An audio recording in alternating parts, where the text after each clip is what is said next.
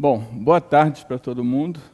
Hoje em dia, então, eu queria apresentar para vocês o curioso incidente do cachorro à meia-noite, o que as distinções do final do quaternário têm a nos ensinar sobre o presente. Eu queria começar, na verdade, com Sherlock Holmes, queria conversar com Silver Blaze. Silver Blaze é um dos livros do Sherlock Holmes, né? Mais de 60 livros, nenhum dos quais, incidentalmente, tem a expressão elementar, meu caro Watson. E o Silver Blaze é a história de um cavalo campeão que vale milhões de libras e que, de repente, ele desapareceu do seu estábulo à noite, ninguém sabe o que aconteceu com ele. E Sherlock Holmes e um detetive da Scotland Yard, chamado Gregory, são mandados, então, para investigar o que aconteceu. E aí ocorre o seguinte diálogo. Gregory, há algum ponto para o qual você gostaria de chamar minha atenção? Holmes, para o curioso incidente do cachorro durante a noite. Gregory, mas o cachorro não fez nada durante a noite. Holmes, esse foi o curioso incidente. Então, esse é o nosso ponto central que eu queria que vocês tivessem em mente durante essa palestra. Existem coisas que precisariam de uma explicação especial se não tivesse acontecido. Beleza? Então, as distinções do final do quaternário, né, que eu vou abreviar aqui como Late Quaternary Extinctions, começaram há cerca de 50 mil anos atrás, né, e levaram à perda de 2/3 de todas as espécies de grandes vertebrados da Terra. Um ponto, essas distinções, então, são aquelas distinções que todo mundo já ouviu falar, dos mamutes, dos mastodontes, dos tigridentes de sabre, etc. A gente vai falar sobre isso o tempo todo. Agora, um ponto crucial sobre essas distinções, que a gente só aprendeu recentemente com o avanço das datações paleontológicas, foi que elas não ocorreram simultaneamente.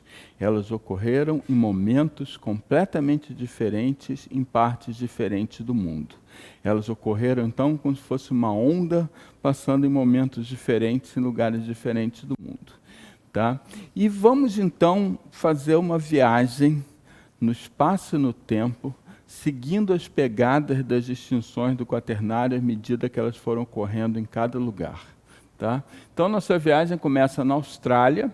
As distinções do final do quaternário ocorreram na Austrália entre 50 e 40 mil anos atrás, com um pico por volta de 46 mil anos atrás. E as distinções na Austrália nos privaram de conhecer animais como Geniornis, que era uma grande ave não voadora de mais de 2 metros, de Prótodon, que foi o maior marsupial que já existiu, com 2,5 toneladas. Uma família inteira de cangurus de focinho curto que chegava a 500 quilos, muito maior que qualquer canguru atual. Megalânia, que era como se fosse um parente superdimensionado do varano de Komodo, que era um lagarto de 5,5 metros. E Thylacoleo.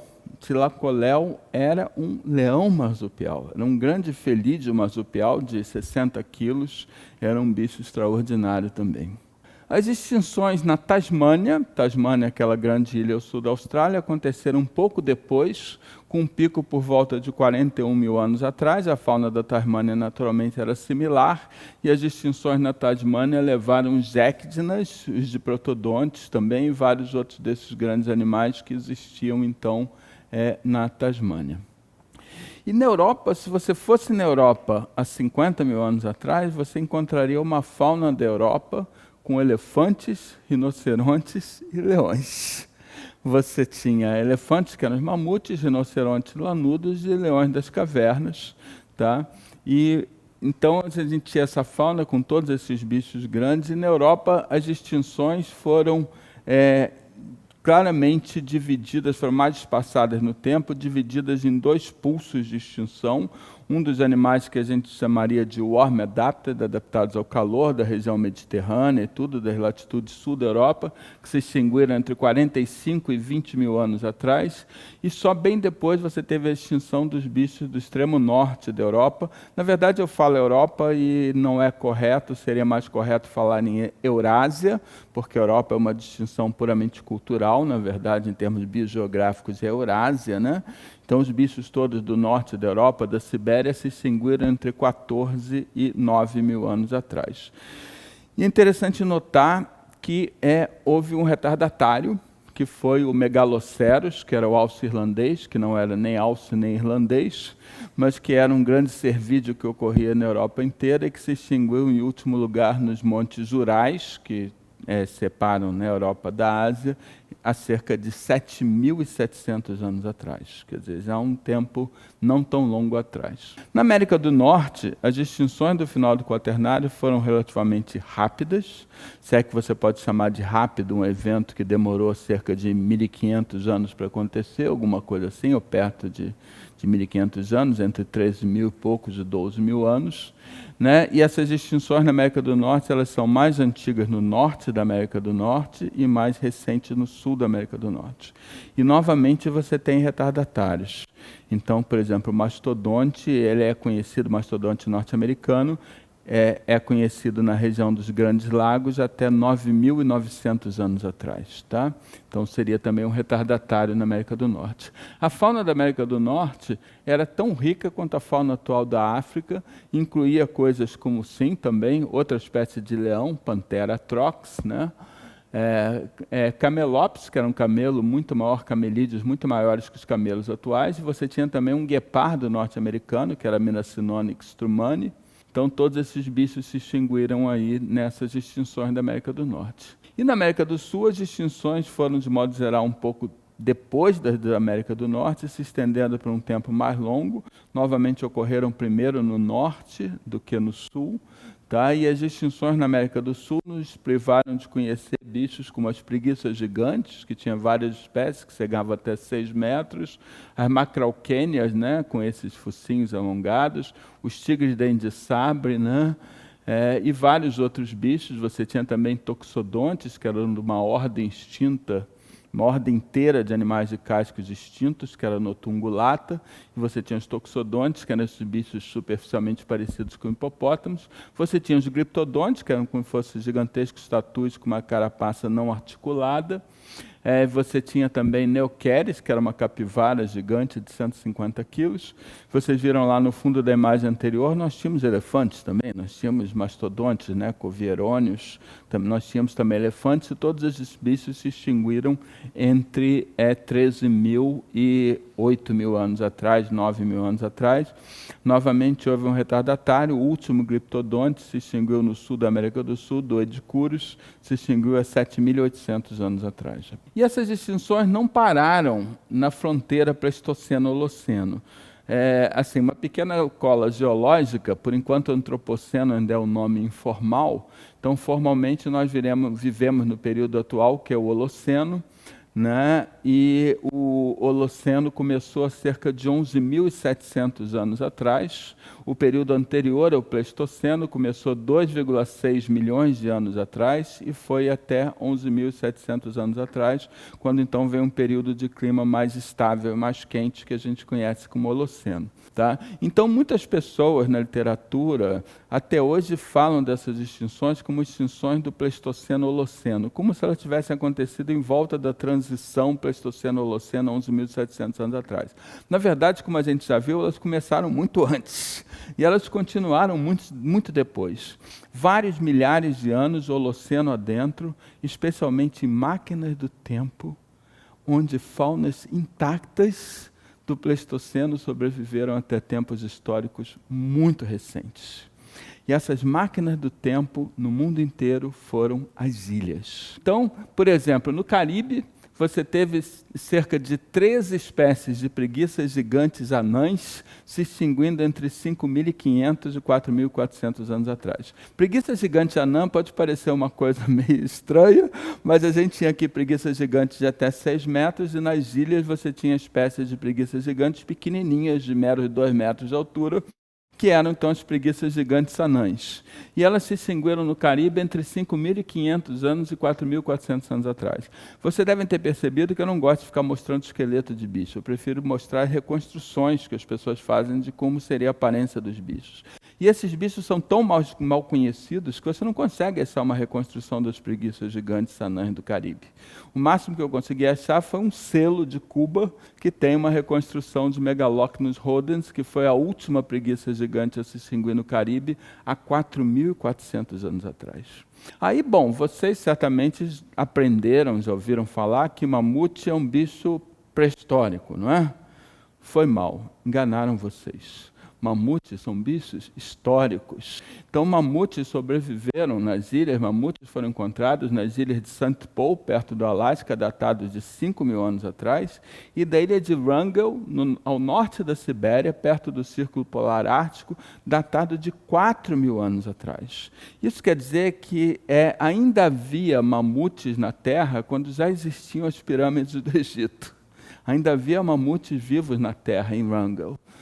E eu vi isso, quando eu aprendi isso, eu disse, caramba, que interessante, que maravilhoso, você ter mamutes que sobreviveram até tão recentemente. Eu achava que St. Paul e Wrangell eram exceções. Que exceção, Songa de Pitibiriba?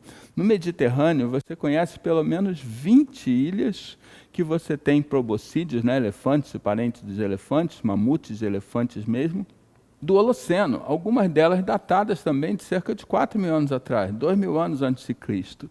Então, essas ilhas que vocês estão vendo aí, todas as que estão com pontos grandes, foram ilhas onde foram encontradas espécies de elefantes do gênero Elephas, que é o gênero do elefante asiático, datadas do Holoceno. E os pontos pequenos onde foram encontradas espécies de mamutes, tá? Também do Holoceno. Então, no Mediterrâneo, você tem 20 ilhas onde você tem você tem elefantes vivos durante o Holoceno. Alguns não tão grandes assim, na verdade, porque esses bichos todos eram elefantes pigmeus, por um fenômeno que a gente não vai discutir aqui. Os bichos grandes nas ilhas normalmente têm nanismo, então elas têm versões menores. Então, por exemplo, na Sicília você tinha Elephas falconeri, que era esse bicho que tinha no máximo 95 centímetros de altura. É um elefante com no máximo 95 centímetros de altura. Dava para ter na sua casa como pet, tá certo? Agora, vocês já repararam esse detalhe da arte egípcia? Na arte egípcia você tem elefantes, né, nas pinturas, elefantes pequenininhos, e não faz nenhum sentido que as outras espécies, todas que sejam representadas na arte egípcia, até girafas altas e tudo, sejam bichos que sejam representados em tamanho natural, e só os elefantes serão representados pequenininhos. Na verdade, o que isso mostra claramente é que os egípcios conheceram elefantes pigmeus, certamente através de trocas comerciais com os povos do Mediterrâneo. E Madagascar, ainda mais espetacular. Madagascar, será que Flacourt viu Megalodapis eduardsi? Essa pergunta feita dessa forma não faz nenhum sentido. Então vamos explicar. Etienne de Flacourt foi o primeiro governador francês de Madagascar. Madagascar foi colônia da França e Flacourt foi governador entre 1641 e 1648. Quando ele voltou para a Europa, ele escreveu um livro maravilhoso chamado História da Grande Ilha de Madagascar. E eu ouvi falar que nesse livro ele falava de coisas maravilhosas que ele viu, e eu, tem que ler isso, tem que encontrar isso, e, bom, Google salva. Aí estava lá, achei no Google o PDF do livro com acesso grátis, né, tranquilo, coisa e tal, baixei o livro, aí quando baixei, meu entusiasmo acabou, né, 700 páginas escritas à mão em francês arcaico. Como é que eu vou achar qualquer coisa nesse livro? Felizmente, eu tenho um amigo da Guiana Francesa, Benoit de Trozy, e o Benoit me ajudou a encontrar no livro essas menções, e lá pela página 83 ele menciona um bicho chamado Tré-Tré-Tré-Tré. Tré-Tré-Tré-Tré, ele diz que é um bicho do tamanho de uma cabra, uma coisa assim, mas com uma cabeça parecida com a cabeça de uma pessoa e com mãos parecidas com a cabeça de uma pessoa, com as mãos de uma pessoa, né? E ele descreve esse bicho que ele teria visto lá, e esse bicho encaixa muito bem com a descrição da última espécie conhecida no registro fóssil de lêmur gigante de Madagascar. Madagascar tinha uma dúzia de espécies de lêmures de chão, tá? Lêmures gigantes que não eram arborícolas, eram de chão. E o maior deles, Archaeoindris, tinha 200 quilos, do tamanho de um gorila, e se extinguiu há 2.000 anos atrás. E o último deles a se extinguir, Megalodapis eduardi, chegava a cerca de 80 quilos, e os mais antigos conhecidos, mais recentes conhecidos em fósseis, se extinguiram há 600 anos atrás. Então, como em paleontologia nem sempre você vai ter a sorte de pegar o último indivíduo daquela espécie fossilizado, é perfeitamente razoável que um bicho que é conhecido por fósseis de 600 anos atrás estivesse vivo há 400 anos atrás e teria sido o bicho, então, que Flacourt viu e chamou de Tretré. Mas ele pode ter visto uma coisa, Tretré, na verdade, era o nome, né, local de Madagascar, mas ele pode ter visto uma coisa ainda mais espetacular. Flacourt descreve a ave-elefante, a Epiornis. E a ave-elefante era uma ave de 0,5 tonelada, a maior ave em massa que já viveu. E, novamente, quando os colonizadores europeus chegaram em Madagascar, você tinha praias inteiras coalhadas de ovos de aves-elefantes. E Flacourt teria visto esse bicho vivo ainda no século XVI. Né? Então, você conhece o bicho por fósseis também de 500, 600 anos, e muito provavelmente esse bicho estava vivo quando Flacourt chegou lá e descreveu no livro dele, então, a ave-elefante. Na Nova Zelândia, você tinha outra fauna absolutamente espetacular dos moas. Vocês já ouviram falar dos moas? Eram aves não voadoras que chegavam a 3 metros de altura, né? Menos corpulentas que uma ave-elefante, mas algumas muito altas. E você tinha a águia de Aast, que era a maior águia que já existiu, uma águia colossal, muito maior que qualquer águia atual.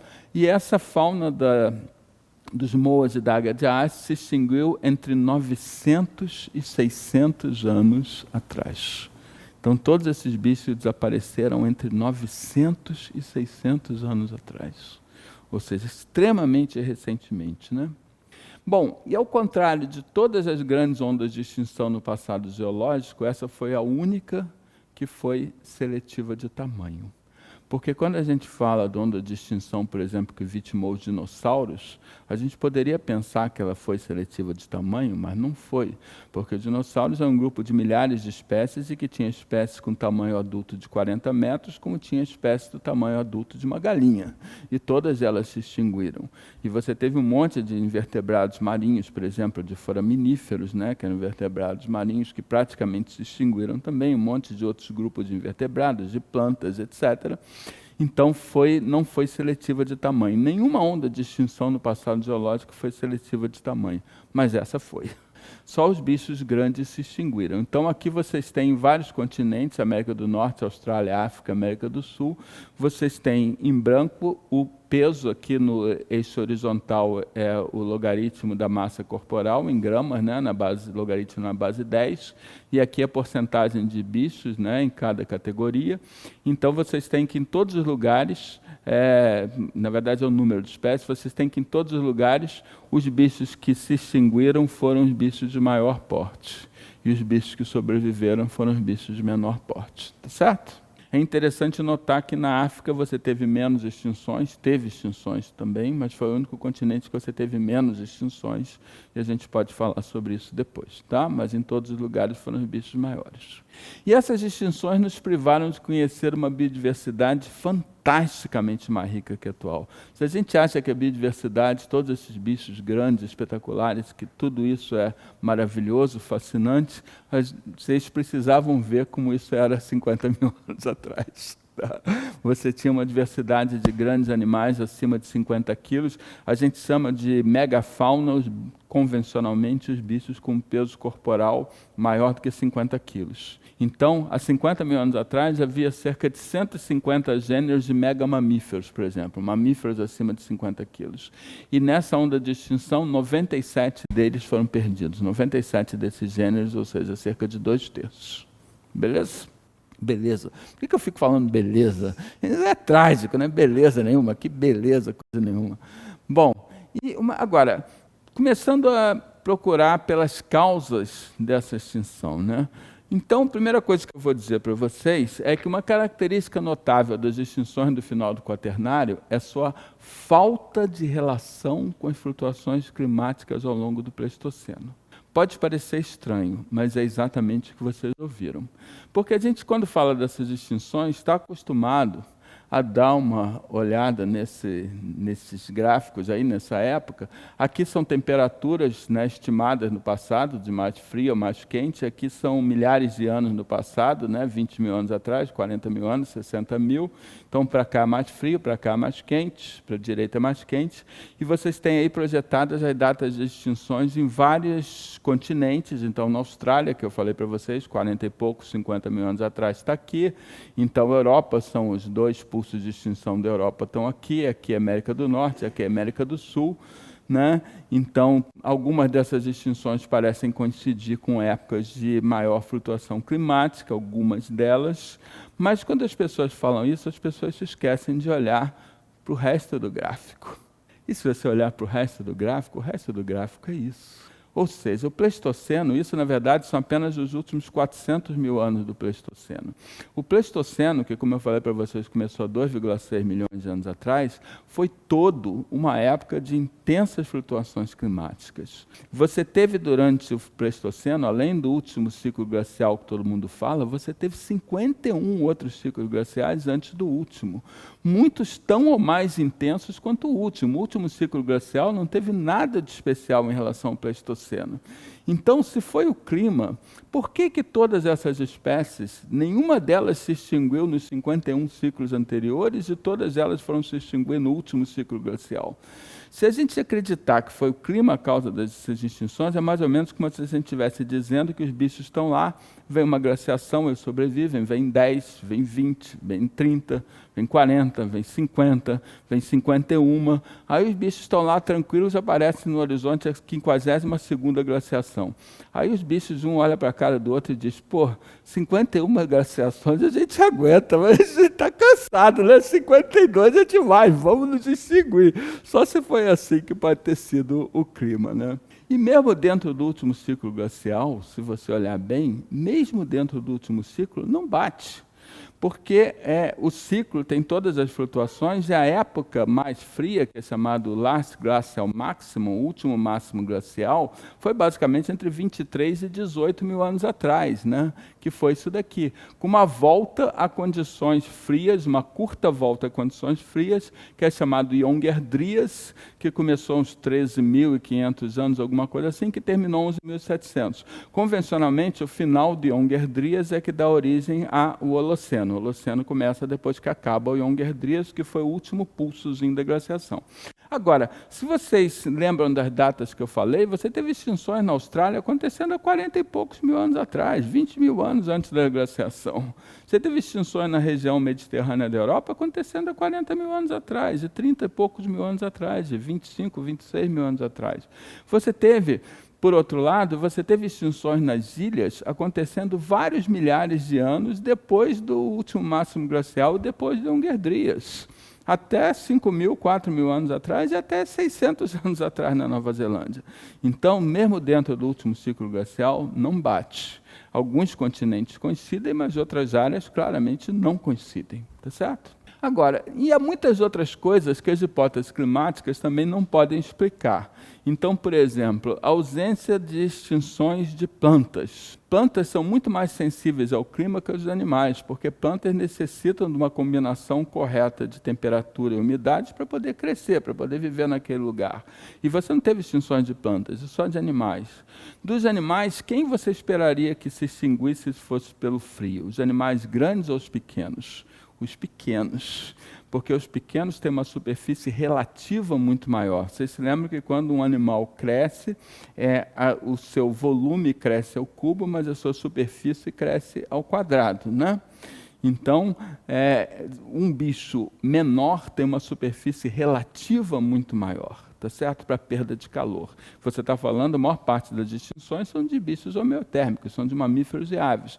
Então, com o frio, quem você esperaria que se extinguisse seriam os bichos pequenos. E aconteceu exatamente o contrário. A outra coisa é, como é que você explicaria que as extinções foram sempre mais recentes nas ilhas? As extinções foram sempre mais recentes nas ilhas em frente do continente. Às vezes, a poucos centenas de quilômetros do continente, as extinções foram vários milhares de anos depois nos continentes. Como é que você explicaria isso pelo clima? É muito difícil de explicar pelo clima. Mas para resolver um problema desse, eu acho que o ideal, o que poderia resolver de vez a polêmica, seria se você tivesse um testemunho ocular. Se você tivesse alguém que tivesse estado lá e assistido o que aconteceu. Então, num exclusivo furo de reportagem, nós entrevistamos o mamute de Wrangell. E o mamute de Wrangell nos diz: esqueça o clima. Hipóteses climáticas não se ajustam aos dados, não são parcimoniosas e são desnecessárias com explicação. Elas não explicam o que aconteceu comigo e com os outros. Parcimonioso, acho que todos vocês têm uma ideia, o princípio da parcimônia, um dos princípios centrais da ciência, é que você tem que fazer menos suposições não demonstráveis para que aquilo seja verdadeiro. A coisa de se supor que o clima mudou na Flórida para matar as preguiças gigantes na Flórida 10 mil anos, e aquela mesma mudança climática só ocorreu em Cuba, 200 quilômetros da Flórida, 4 mil anos atrás, é muita suposição demais para encaixar aí, tá bom?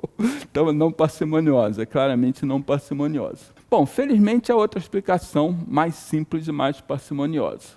E vejamos, nós sabemos 4 coisas. Não são coisas que sejam especulações, são coisas que a gente conhece bastante bem, né? Primeiro, espécies com reprodução lenta são mais vulneráveis à pressão de caça. A gente está cansado de ter exemplos disso com as espécies modernas, né? Então, antas, baleias, queixadas, etc. Outros bichos com reprodução lenta são as espécies que a gente sabe que têm mais dificuldade de lidar com a pressão de caça. Segundo, taxas reprodutivas de animais são inversamente correlacionadas com o tamanho corporal. Animais grandes reproduzem menos. Isso é conhecido em qualquer grupo zoológico. Então, aqui vocês têm um gráfico para mamíferos, né? Primatas e não primatas, etc. Então, isso é bem conhecido que os animais de maior porte têm menores taxas reprodutivas.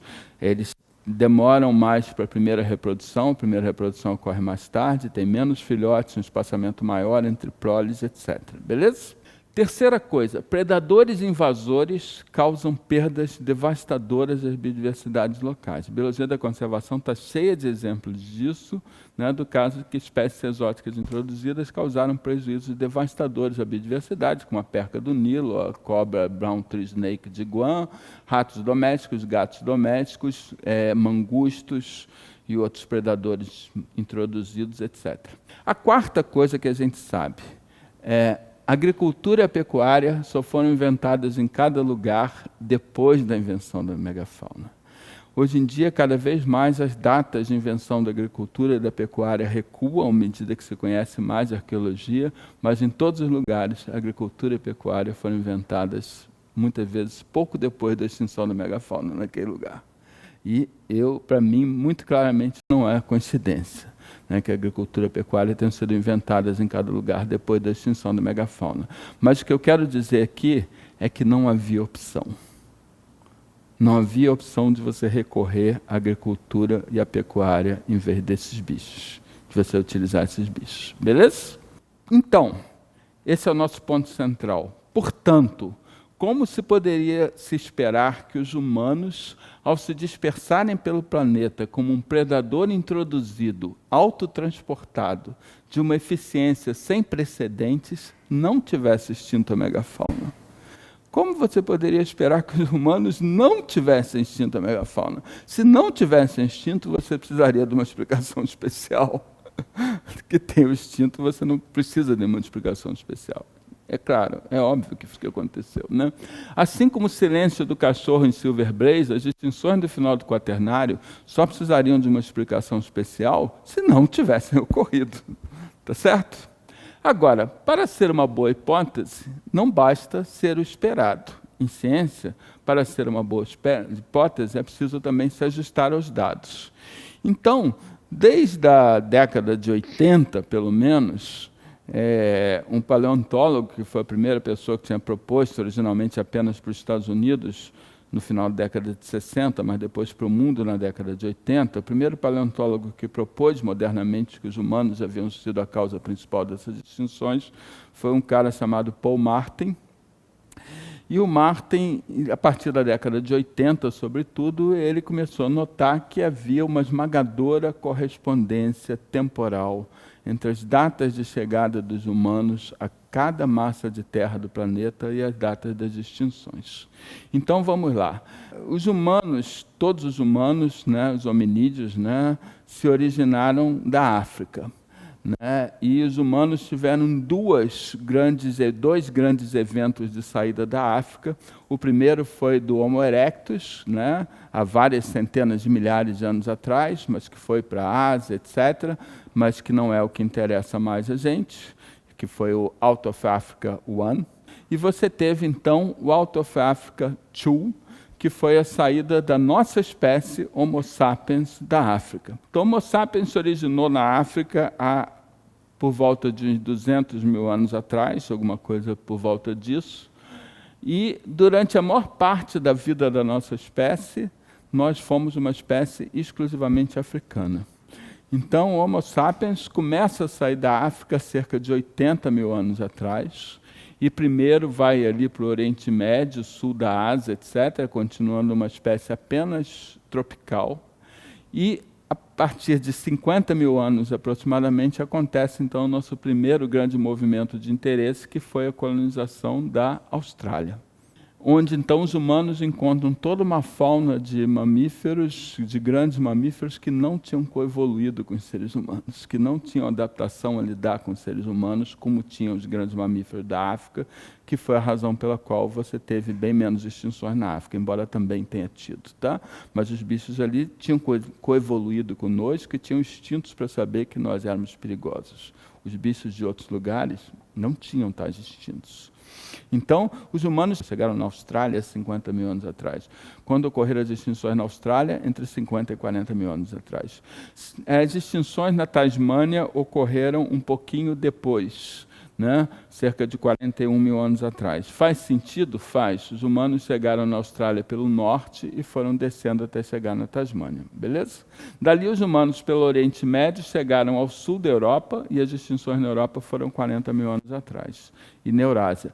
Por que no resto da Eurásia foram mais tarde? Porque os humanos eram uma espécie tropical e que só começou a colonizar essas latitudes quando desenvolveu várias tecnologias, como roupa, domínio melhor do fogo, etc. Tá certo? E começamos então a colonizar essas altas latitudes. Quando colonizamos aquelas altas latitudes, em algum momento, assim como tinha acontecido na Austrália, por causa de variações do nível do mar, né, que essa passagem aqui foi a seco, os humanos passaram também a seco da Ásia, pelo Estreito de Bering, da Ásia para a América do Norte, provavelmente por volta de 18 mil anos atrás, 16 mil anos atrás, alguma coisa assim.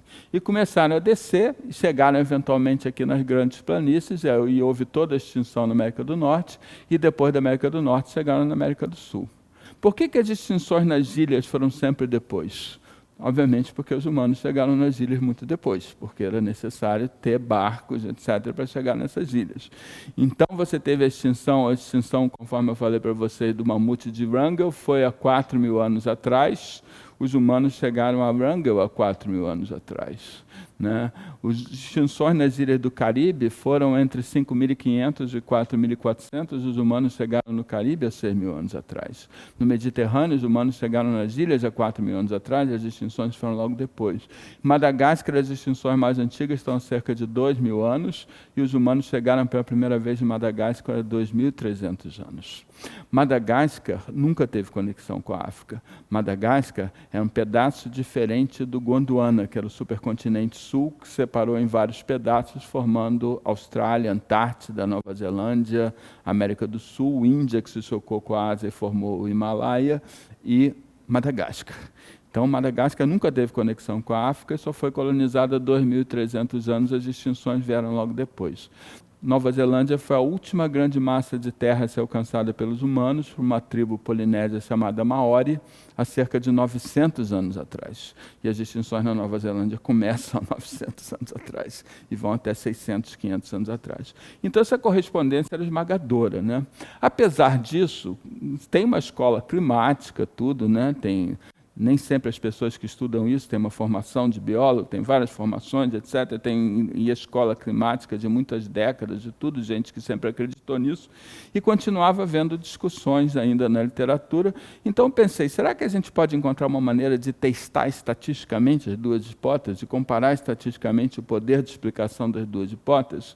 E eu propus essa ideia para ser a dissertação de mestrado de um aluno meu, muito talentoso, muito brilhante, chamado o Bernardo Araújo, né? E eu propus para o Bernardo, e obviamente essa é uma pergunta colossal, e nunca ninguém poderia responder uma pergunta dessa numa dissertação de mestrado. Mas o Bernardo não sabia disso, então ele respondeu. Então o que a gente fez foi ver a intensidade da variação climática. O artigo saiu publicado depois num artigo do Bernardo Araújo, de 3 pessoas que analisaram para a gente, que ajudaram a gente a analisar os dados, né? Luiz Gustavo Oliveira Santos, Matheus Lima Ribeiro, José Alexandre Diniz Filho, e eu que fui o mentor, né? Normalmente entra por último, né? Quem teve a ideia da coisa, a concepção da coisa. E a intensidade da variação climática foi avaliada pelos dados do North Greenland Ice Core Project e do EPICA, que é European Project for Ice Core em Antártida, sobre as composições isotópicas em amostras de gelo em cada hemisfério. Então, proporções de isótopos de oxigênio e hidrogênio, que são próximos para a temperatura nos últimos 122 mil anos. 122 mil anos é o último ciclo glacial todo. Essas coisas não vou entrar muito em detalhe, mas basicamente você trabalha com a composição de isótopos de oxigênio ou hidrogênio em bolinhas de ar que são aprisionadas em amostras de gelo, que são extraídas a centenas de anos de profundidade, e pela proporção dos isótopos você pode imaginar a temperatura que havia quando aquele ar foi aprisionado naquele gelo, tá? Então, e datas de megafauna dos humanos foram obtidos pela literatura para 19 regiões do planeta. Pelo que eu falei antes, vocês já viram que as distinções ocorreram em lugares diferentes, em regiões diferentes. Nós dividimos o planeta em 19 regiões, como se fosse um jogo de war, e nós então vimos em que época aconteceram as distinções em cada uma daquelas regiões, né? E aí o Bernardo fez uma revisão de literatura colossal, de tudo, artigos científicos, teses, tudo que ele conseguiu encontrar. E as datas foram calibradas para anos de calendário, porque, por exemplo, a datação mais usada de carbono 14 dá anos de carbono 14, que não são exatamente os anos que a gente usa de calendário, porque a concentração de carbono 14 na atmosfera varia, mas você tem curvas de calibração para corrigir esse problema para cada hemisfério e tudo, as datas foram todas calibradas, e nós avaliamos a confiabilidade das datas pela escala modificada de Mad-Melzer, que é uma escala que dá confiabilidade, porque muitas das datas, nesse contexto, são datas que não são muito confiáveis, porque às vezes você não data o próprio material, você data o sedimento em volta do material, e você assume que o material tem a mesma idade e tudo mais. Então você tem uma escala de confiabilidade que leva em conta vários fatores desse, Mad-Melzer, que vai de 1 a 12 pontos para uma datação. Bernardo e eu usamos datas com 11 a 12 pontos de Mad-Melzer para datas paleontológicas. Eu nunca vi nenhum trabalho ser tão severo. Ou seja, nós utilizamos apenas as datas que eram realmente muito confiáveis. E com isso tudo, depois disso tudo, nós tínhamos conseguido levantar 2.088 datas de megafauna, de 67 gêneros, 762 datas arqueológicas, né? Datas humanas em vários lugares, tá? Do mundo inteiro, globalmente, tá? E aí os resultados eu vou mostrar para vocês em uma única figura. Mas essa é uma imagem daquela série, uma imagem vale mais do que 1 milhão de palavras.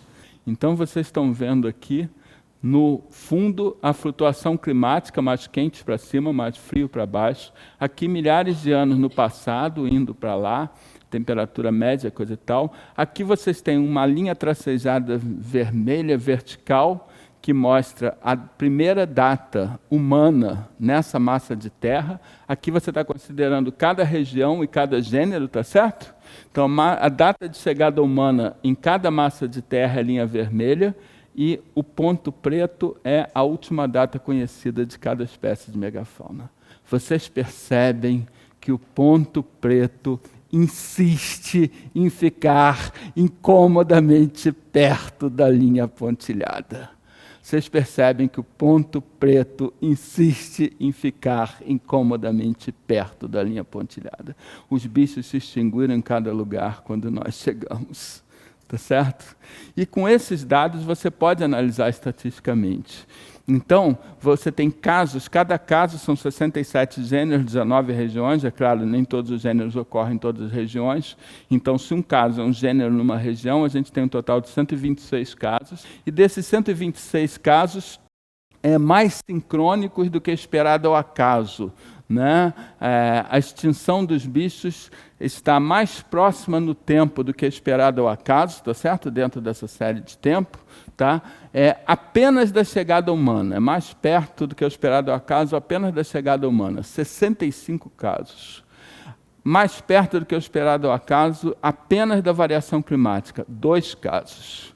Mais perto do que o esperado ao acaso de ambos, 20 casos. Quase todos na Europa, onde as coisas aconteceram mais ou menos junto, glaciação e extinção. E com nenhum dos dois, mais perto que o esperado ao acaso de nenhum dos dois, 39 casos. Casos em que certamente a gente não tem dados bons o suficientes para concluir alguma coisa. Mas, vendo esse resultado, os partidários da hipótese climática que me perdoem. Mas 65-2 é pior do que 7-1. Beleza? Bom, e agora, esse trabalho não tá sozinho em mostrar isso. Na verdade, Bernardo e eu, nós somos muito perfeccionistas, tanto o Bernardo como eu, e a gente queria mandar o nosso artigo para Nature, e começamos a preparar, né, uma das melhores revistas científicas do mundo, e começamos a preparar a coisa para ficar um artigo super legal. Agora, perfeccionistas têm uma desvantagem, perfeccionistas são lentos. E aí, quando nós estávamos já quase finalizando o artigo, o Bernardo mandou lá por e-mail para mim: Fernando, vê esse artigo que acabou de sair. Aí estava um artigo lá de 4 dinamarqueses, extinção global da megafauna do Quaternário ligada a humanos, não mudança climática.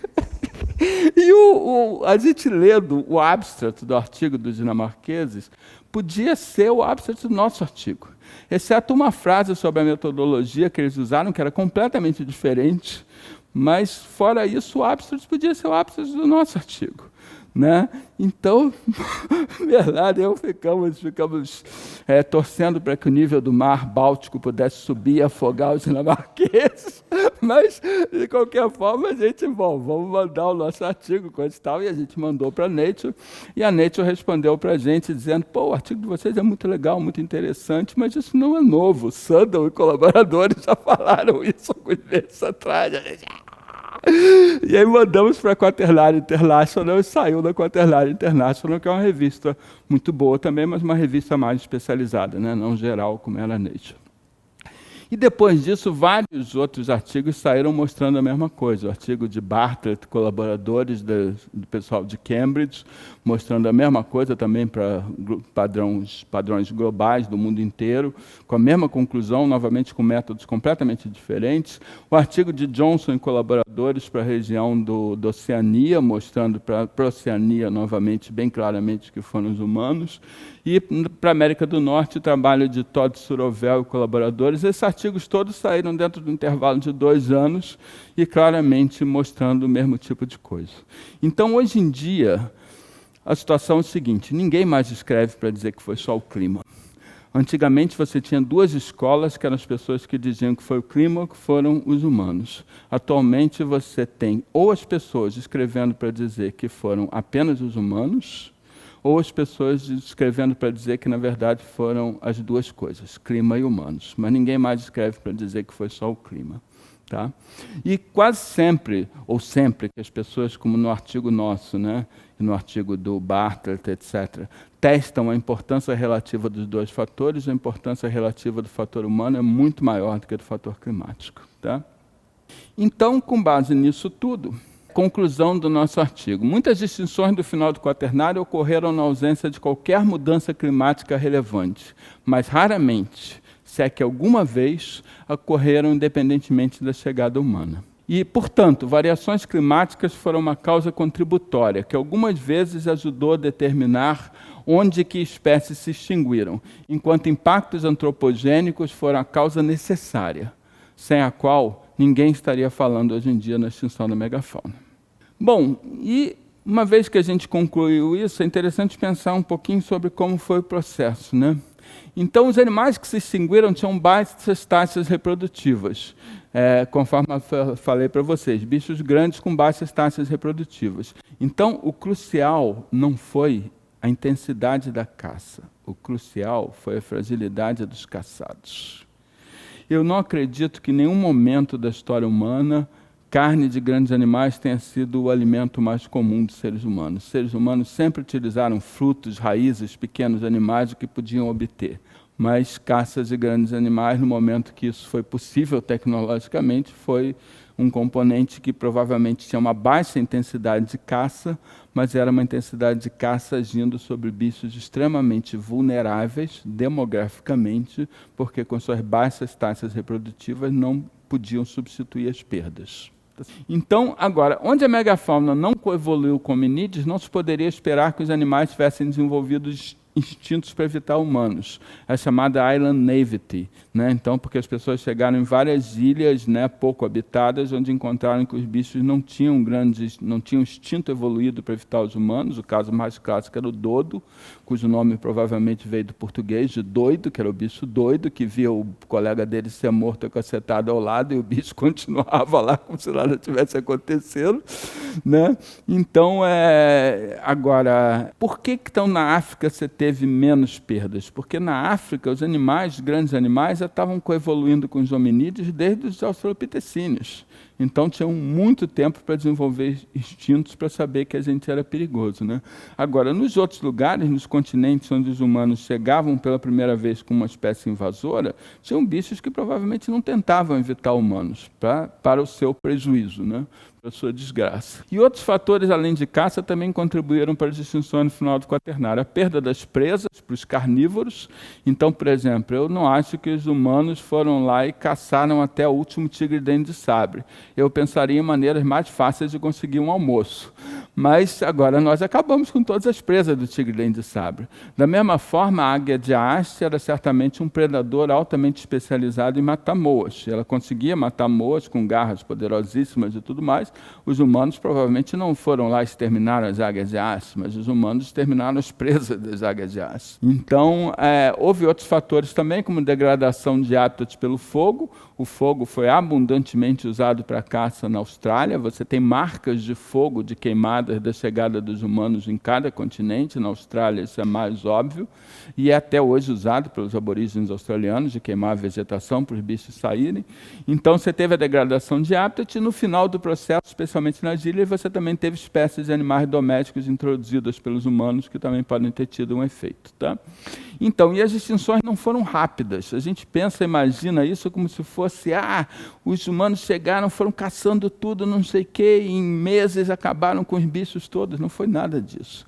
As extinções foram um longo processo que durou pelo menos 10 mil anos na Austrália, mais do que isso na Eurásia e 5 mil anos na América do Sul. Então, na verdade, você não teve uma caça alucinada de bichos até acabar com todos os bichos.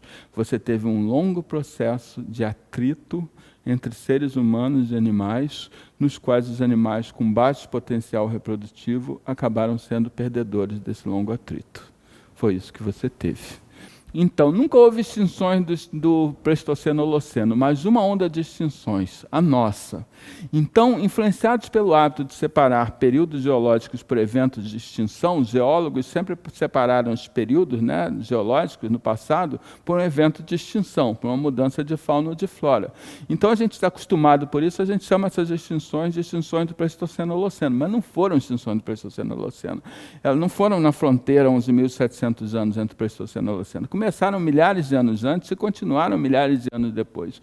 Na verdade, uma visão mais realística é que essas extinções foram as primeiras da nossa onda de extinção. Da onda de extinção na qual nós estamos até hoje, chegando agora que nós somos muito mais numerosos, com muito mais consumo, com uma tecnologia capaz de ser muito mais devastadora, nós estamos extinguindo até as espécies que eram difíceis de extinguir. Antes nós distinguimos as fáceis de extinguir. Beleza? Então essa é uma visão mais realística. E além da megafauna das ilhas, durante o Holoceno as extinções continuaram acontecendo no Holoceno, nos continentes, progressivamente alcançando espécies menos vulneráveis. Então, conforme eu falei, durante o Holoceno, o Doedicurus se extinguiu na América do Sul há 7,8 mil anos, megaloceros na Austrália, na Eurásia, o alce irlandês há 7,7 mil, Civatherium, esse bicho aí, no Oriente Médio, há cerca de 5 mil anos atrás, tá? Então, a percepção que nós causamos às extinções no final do Quaternário abre um novo e fascinante campo de pesquisa. Acho que a essa altura vocês já devem ter percebido que eu sou apaixonado por esse assunto. E eu era um garoto, quando criança, eu adorava isso, desde que eu consegui convencer minha mãe, vi um livro na vitrine de uma loja e consegui convencer minha mãe a comprar aquele livro, que era O Homem Pré-Histórico, e na capa mostravam os cromanhões atacando os mamutes, não sei o quê. E na hora que eu vi aquilo, comecei a ler, eu era um apaixonado, eu ficava de barriga no chão, deitado, lendo os livros, e eu me lembro que um dos lugares assim maravilhosos que eu ouvi falar era Lascaux. Lascaux, na França, onde tinha as pinturas dos cromanhões, que é chamada Capela Sistina da Arte Pré-Histórica, onde você tem essas pinturas maravilhosas, né? E eu obviamente, nunca tinha ido lá, e alguns anos atrás fui convidado para ser professor visitante numa universidade francesa em Poitiers. E quando eu cheguei em Poitiers, os alunos lá do mestrado, né, em Ecologia Aplicada, falaram, não, vamos conhecer aqui a natureza de Poitiers, coisa e tal, as campinas, não sei o quê. Eu disse, não, nós estamos a 150 quilômetros de Lascaux, eu não posso desperdiçar essa oportunidade, vamos fazer a prática do nosso curso em Lascaux. E aí fomos. E aí vimos as pinturas, essas coisas maravilhosas, né? E aí lá tem uma pintura dessas, né? E do lado de fora tem a reprodução das pinturas, coisas e tal, legendadas e tudo. Tem essa pintura que mostra esses cavalos aí, a legenda diz, 3 cavalos com um cavalo invertido. Caraca! Gente, isso é um jump site. E um monte de lugares no mundo você encontrou na base de penhascos grandes acúmulos de animais mortos, ungulados mortos, que eram certamente conduzidos por fogo, por trabalho em equipe, né, por inteligência da nossa espécie, coordenação, eram conduzidos para a beira dos penhascos, para cair dos penhascos e serem utilizados quando estavam mortos lá embaixo. Então, você tem jump sites na América do Norte, você tem dezenas de jump sites. Na própria França, você tem Solutré, que tem mais de 100 mil ungulados. Né? Você sabe como é que se faz para caber tanto bicho lá embaixo? Bota um ungulado do outro. Foi mal, desculpa. Mas agora, isso que a gente tem aqui é um jump site. E a nossa dificuldade de olhar para essas coisas é tamanha, que em Lascaux você não tem nada indicando o que é isso que para mim é tão óbvio. Né? Isso é um jump site, é testemunho do que aconteceu. Né? Então há muito ainda a ser entendido sobre essa grande parte da história humana, que é a maior parte da história humana, que apenas agora nós começamos a vislumbrar. Agora, por que as explicações climáticas ainda sobrevivem? Então, a resistência de alguns em aceitar a causa humana é ligada a noções errôneas de uma natureza intacta antes da Idade Moderna, apesar de uma imensa quantidade de evidência em contrário, e não só com a megafauna. Então, é muito claro que a natureza, há milhares de anos, é profundamente modificada, inclusive paisagens, vegetação, desertos que a gente fez e tudo mais, né? Mas a gente ainda tem essa noção de natureza intocada até pouco tempo atrás, que é uma noção profundamente errônea. Né? E também é baseado na ilusão confortável de que até agora causamos poucas extinções, o que nos livra da responsabilidade de ter que fazer mudanças mais drásticas no nosso estilo de vida. Mas se a gente quer virar o jogo da conservação, a ilusão é má conselheira. Então, eu queria terminar citando um autor que eu gosto muito, Viola, 1972. Meu pai sempre me dizia, meu filho, tome cuidado, quando eu penso no futuro, eu não esqueço do passado. Oi? Obrigado.